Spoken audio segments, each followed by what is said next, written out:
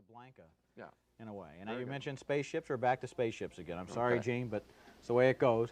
Two of the most successful genres of the last 5 years have been science fiction and horror films, and Alien is both. It's a combination of some of the best space hardware since Star Wars and the most gruesome bug-eyed monster since the creature from the Black Lagoon.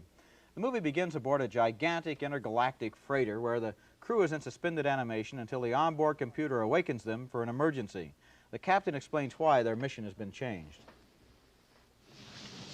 Well, some of you may have figured out we're not home yet. We're only halfway there. What? Mother's interrupted the course of our journey. Why? Yeah. She's programmed to do that should certain conditions arise. They have. Like what? Seems she has intercepted a transmission of unknown origin. She got us up to check it out. A transmission? Out here? Yeah. What kind of a transmission? Acoustical beacon that repeats at intervals of 12 seconds. SOS.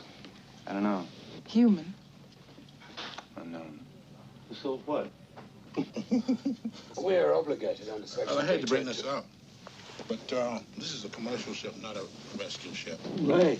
And it's not my contract to do this kind of duty. And what about the money? If you want to give me some money to do, I'd be happy to, oblige. That's right. Let's go with the bonus situation. We never Can we just talk about the bonus situation. Sorry, can I say something? Let's talk about the bonus situation. There is a clause in the contract which specifically states any systematized transmission indicating a possible intelligent origin must be investigated. I don't want to hear it. We don't know that it's intelligent. I want to go home and party. Parker, will you just listen to the man?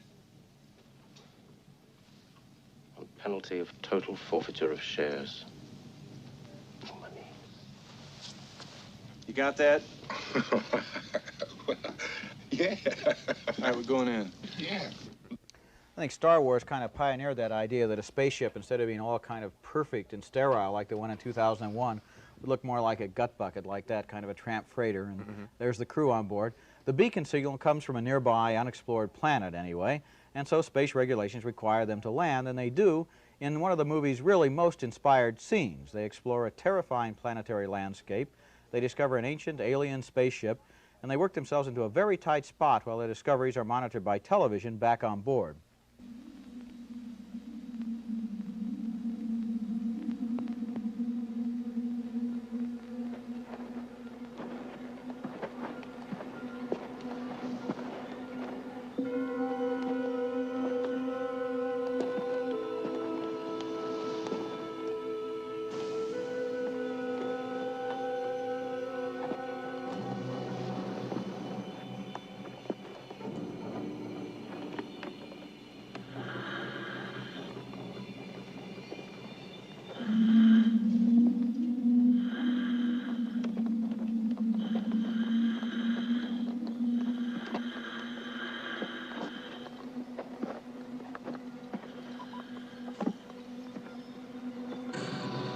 Ash, can you see this?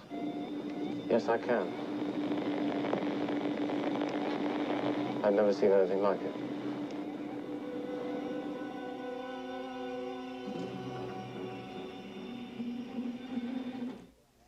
You get a wonderful sense there of something that might have been waiting there a long time for somebody to find it.